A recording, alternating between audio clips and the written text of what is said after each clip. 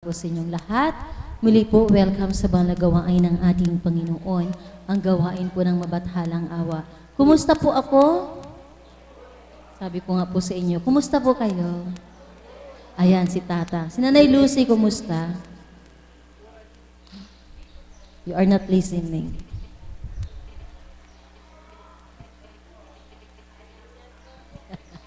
Yan, ganyan, ngingiti kayo. Siyempre, nasa tahanan kayo ng ating Panginoon. Amen po ba? Maraming salamat po sa inyong pakikiisa at pagtugon sa panawagan ng ating Panginoon. Happy birthday po sa lahat na may kaarawan sa buwan ng December. Gawin naman po, magandang umaga sa ating mga televiewers. Televiewers talaga, mga nanonood pa sa internet sa iba't ibang bansa. Noong nakaraang araw, Monday, sino pong nakakatanda? Ano po ang tema natin? Monday, tinan ko nga kung natututo, nakikinig ang mga children of God. Ano po ang tema natin ng Monday? Ano po ang tema ng Monday? Lord, patay kang bata ka, nilipad ang hangin. Namiyasta lang, nakalimutan na yung tema.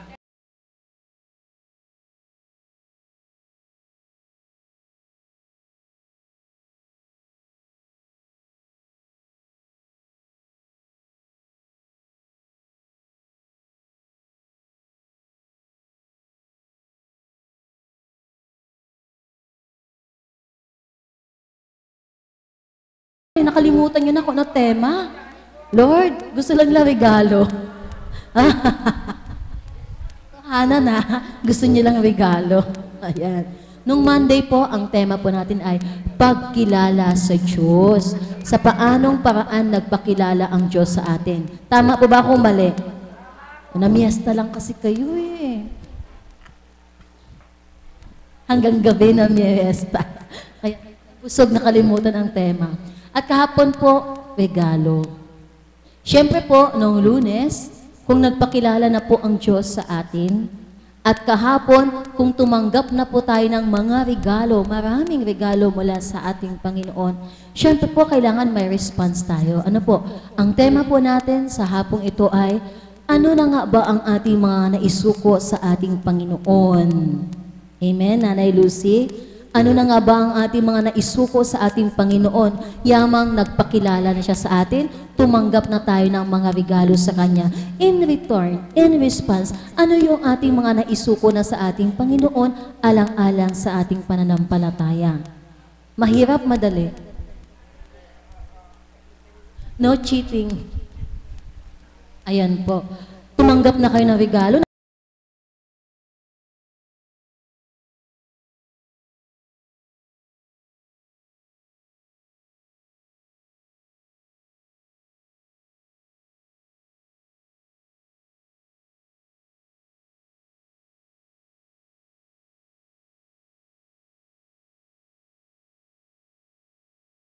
Yung behavior natin, taong-tao. Pagka chinismis ka, ichichismis mo din siya ng higit pa. Tama po ba? Pero nagpakilala na ang Diyos, sabi natin, nakilala natin ang Diyos. Tumanggap na tayo ng regalo. Dapat meron na tayong bibitawan sa ating pagkatao. Amen po ba?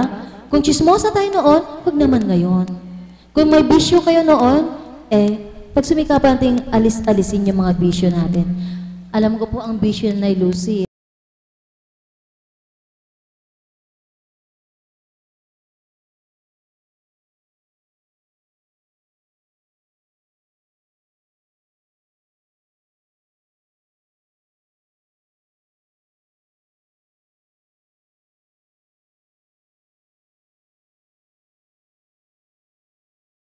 Sa Kanya. Kung dating mata pobre ka, kailangan, pag nagpakilala na sa ang Diyos at nakilala mo na ang Diyos at tumanggap ka ng mga biyaya o regalo mula sa Kanya, bibitawan na natin ang ganitong katangian. Amen? Kung dati hindi ka nagpapautang sa kapitbahay mo, ngayon nagpakilala sa iyo ang Diyos, ngayon tumanggap ka ng mga biyaya mula sa Panginoong Diyos, magpautang ka sa kapitbahay mo. Tama po ba? Pupunta ako sa bahay niyo mamaya. Nagpapatawa lang po ako kasi parang sa akin kayo lahat nakatingin. Iko-construct, buuin po natin sa ating mga isipan, suriin natin ang ating mga sarili.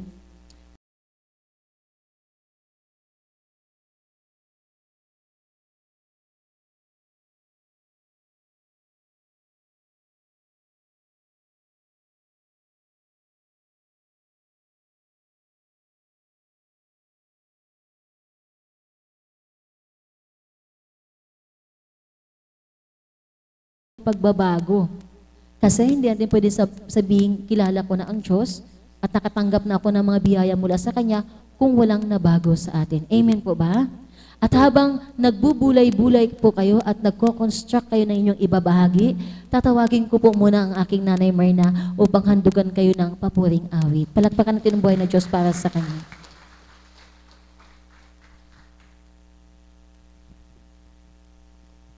Purihin ka, Ama. Salamat po sa damdaming ipinagkaloob niyo po sa aking anak bilang kapatid sa Espiritu na muli niyo po akong tawagin sa harapan at maalayan ko kayo ng karampot na kakayanan. Salamat po, Ama. Karampot lamang pong sususog po doon sa magandang temang pinagkaloob sa ating kapatid. Ano po?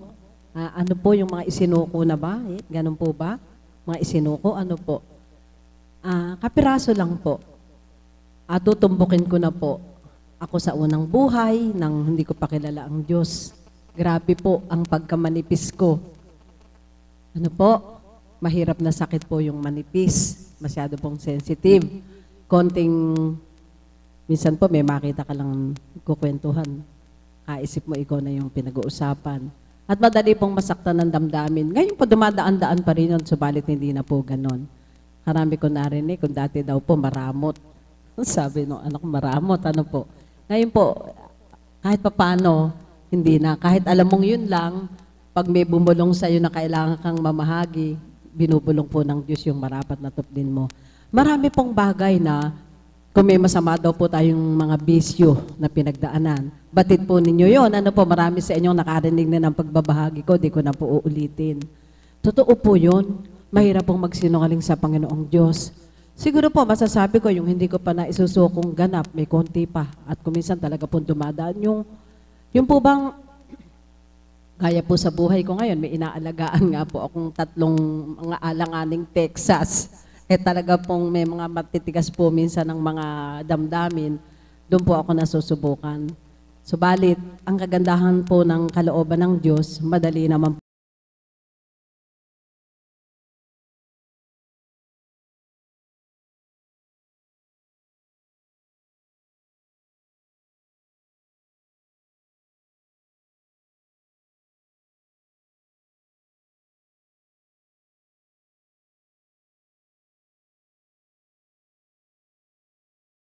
buhay. Kumbaga po, kagaya doon sa hanap buhay ko, sadyang pag nagkaedad ka na, kahit may tinig ka pa, wala na pong gusto sa'yo, kundi ang Diyos na lang ang may gusto sa'yo. Yan po ang kadakilaan ng Diyos. Siya na lang, kahit may ginto ka pang tinig, sabi nga po ng ating anak na Ana, sa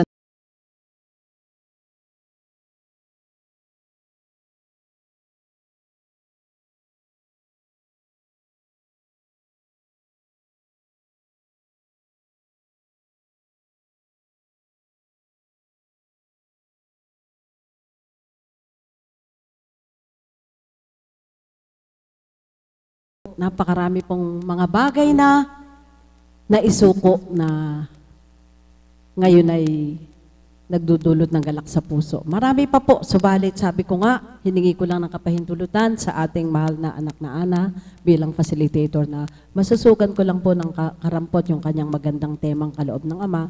Kaya po siguro, itong aawitin kong ito, sa sarili ko na iaangkop ko doon sa tema ng ating kapatid at gayon din po kayo, namnamin nyo na lang po yung ibig sabihin ng awitin. Mayroon pong angkop na awit, subalit baka po hindi maabot ng tinig sapagkat masyado po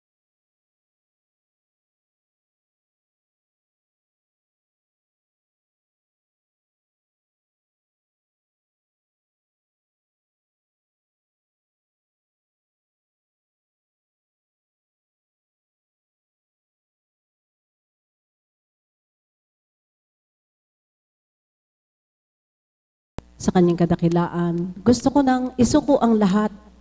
Everything I own. Na meron pa akong dapat isuko. Nawa daobin niyang maisuko ko ng lahat sa kanya. Sapagkat iniaahon niya ako sa dusa at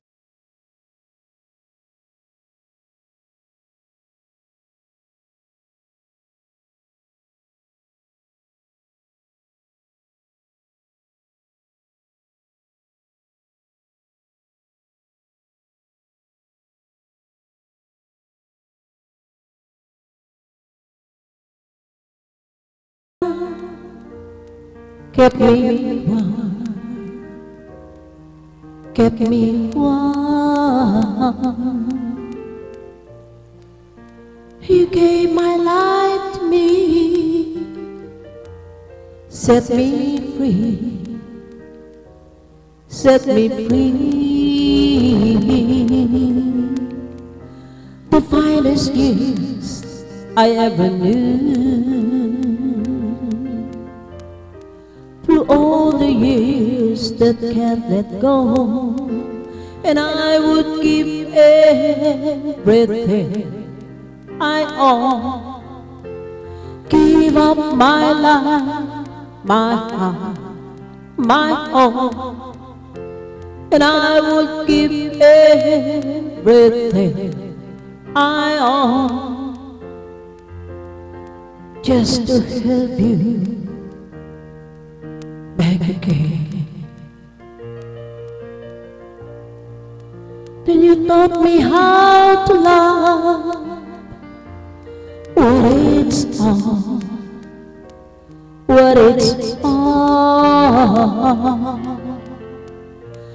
You never said too much, but still you showed the way, and I knew from watching you, nobody else could ever know the part of me that can't let go, and I would give everything I own, give up my life, my heart, my all, and I would give everything I own, just to have you back again. It's there someone you know, you're loving them so, but taking them all for granted. Someone takes them away, you may lose them one day, and they don't need words you long to say, and I would give everything I own, give up my life, my heart, my all, and I would give everything I own, just to have you back again.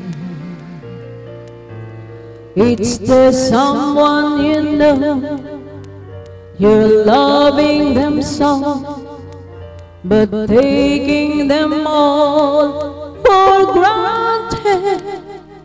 Someone takes them away, you may lose them one day.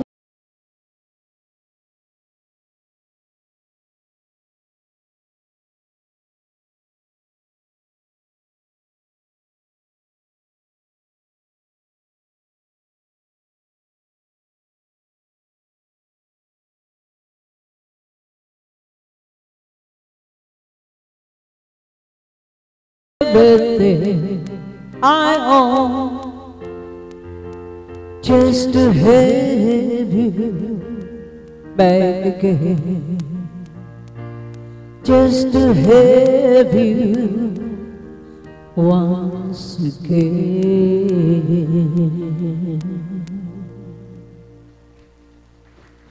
Thank you, Lord.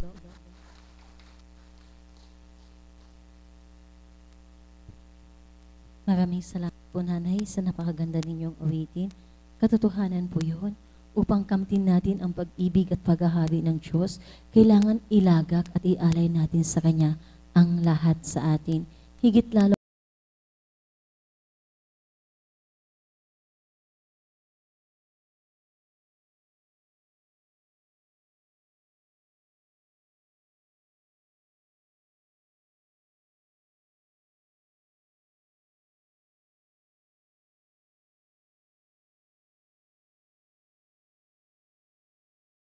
Caps Nakita ko lang po doon sa minutes of the meeting.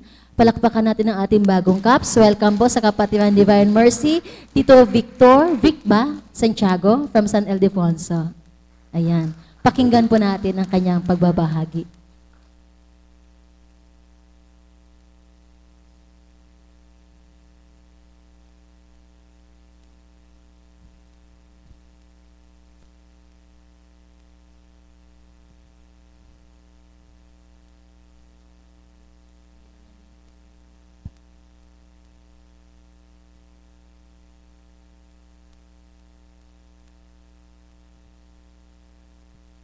Hello. Ama, salamat sa iyo at sa umagang ito ay pinahintulutan mo na ako'y magbahagi at makapagbigay ng katotohanan sa pinagdaanan kong buhay. Salamat po.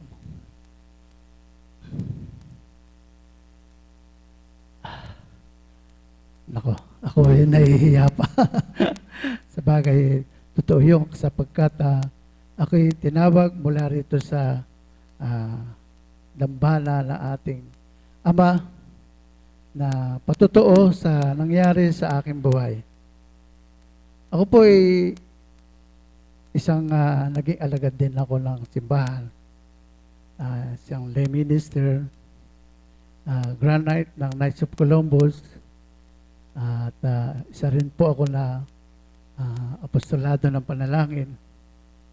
Sa totoo po ay bago ka naging lay minister, ay sinisiay ang bawat isa para maging membro ng pagiging isang lay minister. Tema po natin ay ang pagsuko.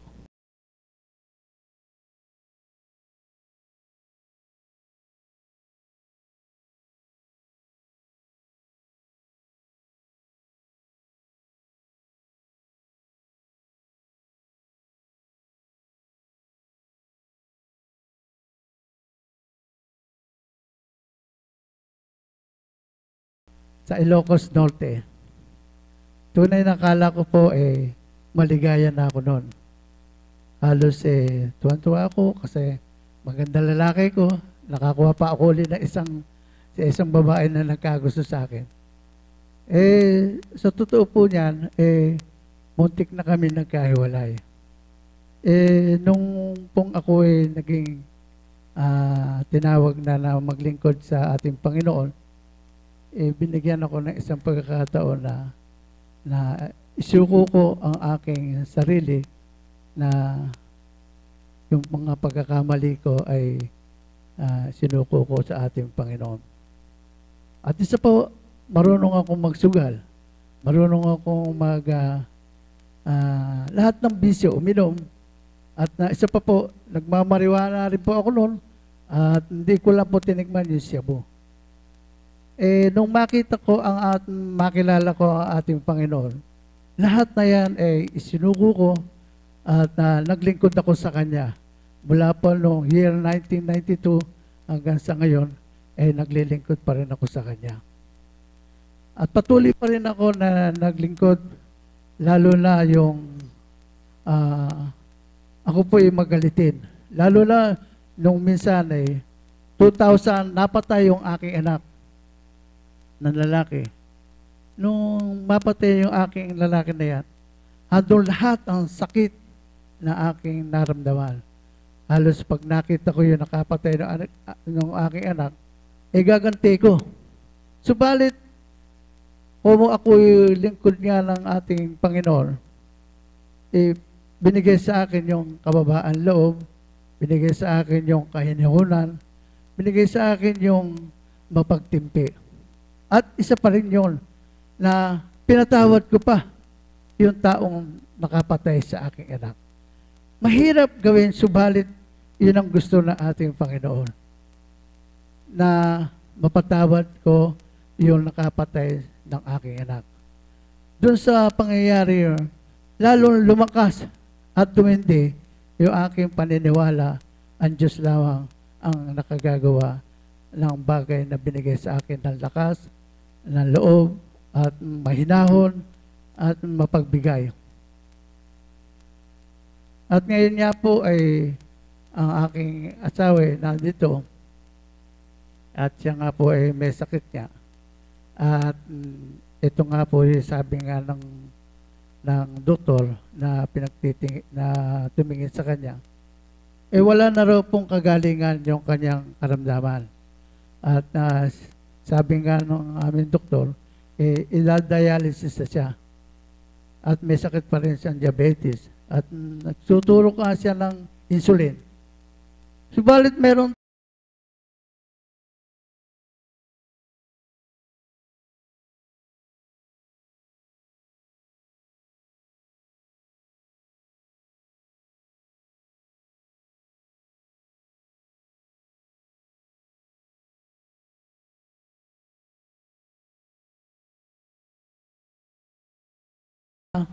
na nandito na kami sa dambala na ito. Kinumusta ko yung aking misis. Ano ba? Ano ba naging yung pakiramdam? Ano ba nararamdaman mo? Sa 3 araw na yon, nakakita siya ng kaginawahan at lumakas siya. At kanyang sigla, ang kanyang katawan ay nakita ko lagi pagtumayo doon at sumasayaw pa. At umiindak ng gusto. Kaya nga purihin natin ang Diyos. Ang Diyos Ama.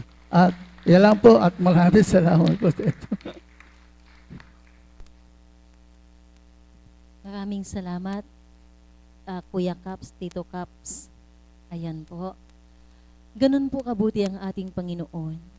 Kapag pamantayan ng tao ang ating tinanggap, ilulugmok tayo nito. Subalit, kapag biyaya ng Diyos ang ating tinanggap,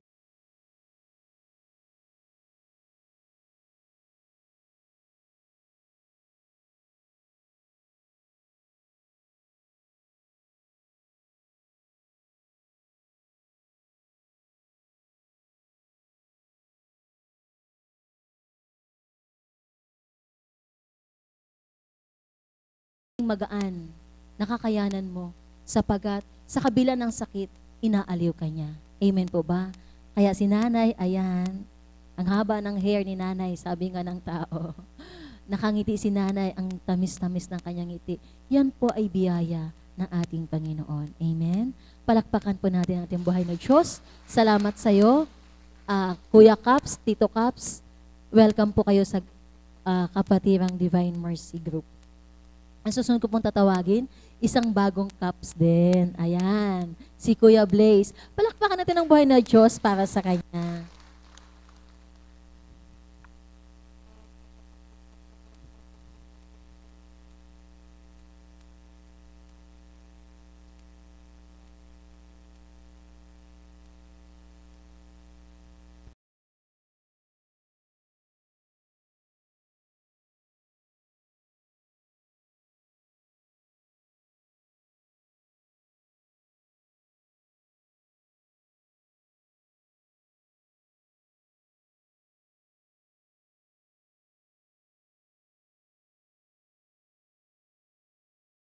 Ang aking pagbabahagi, nais ko po kayong batiin ng isang mapagpalang umaga po sa tanghaling ito sa lahat ng mga alagad po, mga choir, mga caps po na nandito, sa IT po, at sa lahat po na nanonood sa 4 na sulok ng daigdig. Bago po ako magsimula, nagpapasalamat po ako sa inyong lahat, sa mga alagad, sa mga caps, sa mainit niyong pagtanggap sa akin at sa inyong suporta. Maraming salamat po. Ang ganda po ng tema. Ano nga ba ang ating naisuko sa ating Panginoon? Alam niyo po, sa unang buhay, hindi ko po alam yung salitang pagsuko.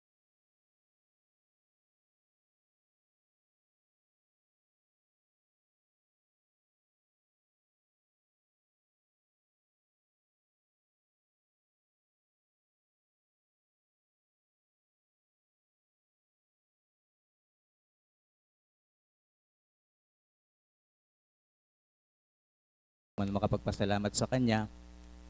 Yung mga biyayang dumarating sa akin, hindi ko magawang pasalamatan. ah, sa salitang pagsuko nga po, hindi ko rin magawa kung anong dapat isuko sa kanya. Subalit dumarting sa akin ng isang pagdalisay po, isang pagsubok nga po sa sa salita ng Ama, pagdalisay. Marami po ang nakakaalam dito kung anong pinagdaanan ko. Sila po yung saksi sa mga nakaraan ko. Ang unang-una ko po sigurong naisuko sa Panginoon, yung takot.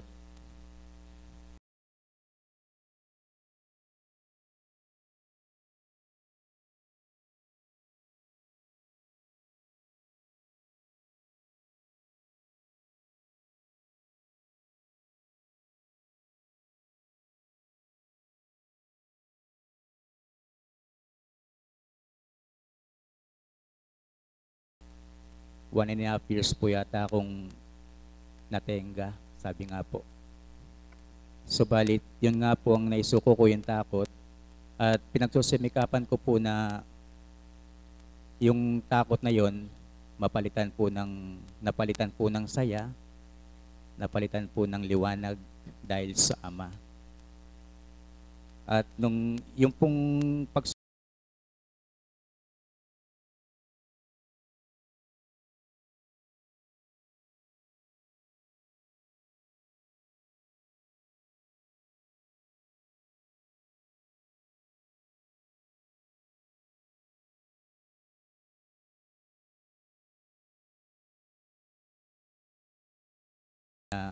nagagawan ko naman po ng katagumpayan. Masayang-masaya po ako dahil naging kabahagi po ako ng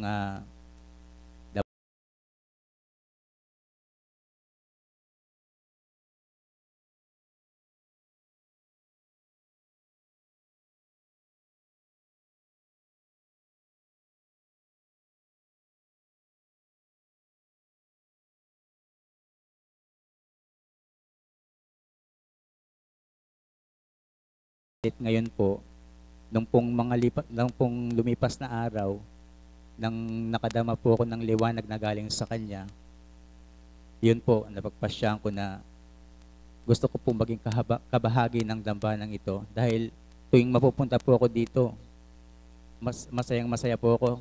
Pagod man po ako sa trabaho, puyat man po ako, konti man ang tulog ko, pag po nadadako ako sa lugar na to, napapawi pong lahat yun. Sabi nga po nila, mga alagad, mga kaps, sa lahat po nandito, itong lugar na ito ang charger namin dahil sa Ama. Siya yung nag-charge sa amin para lumakas ulit kami. Pagod man ang katawang lupa namin, subalit malakas ang aming espiritu.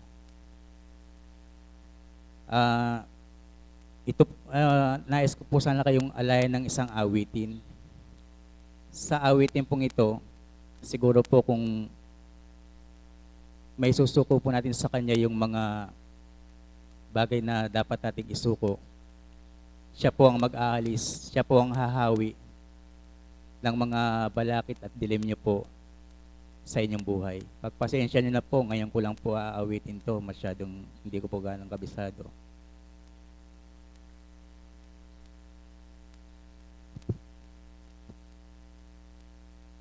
Awit po ng isang alagad.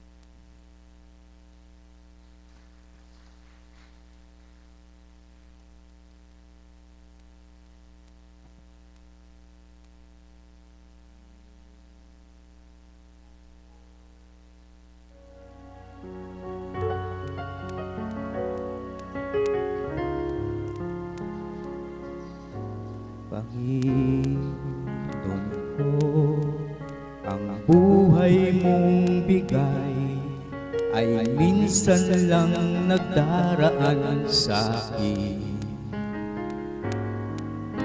Kaya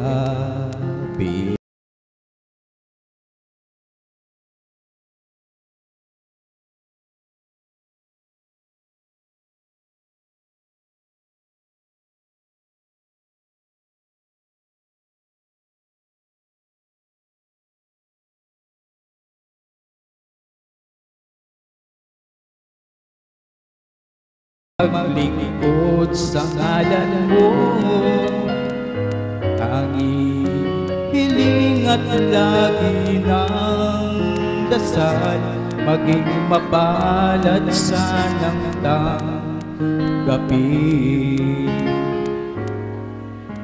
Turuan mong maging bukas palad at matutong mabuhay ng banal. Kaya't bilang isang pag-aalay, ang buhay ko'y ihahandog sa'yo.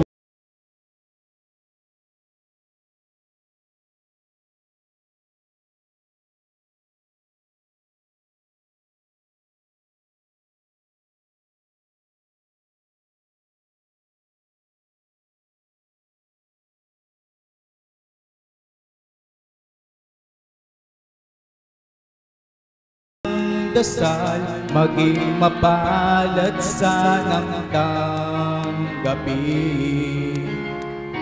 Tanging pangarap ko, sana'y bigyang daan sa landas ko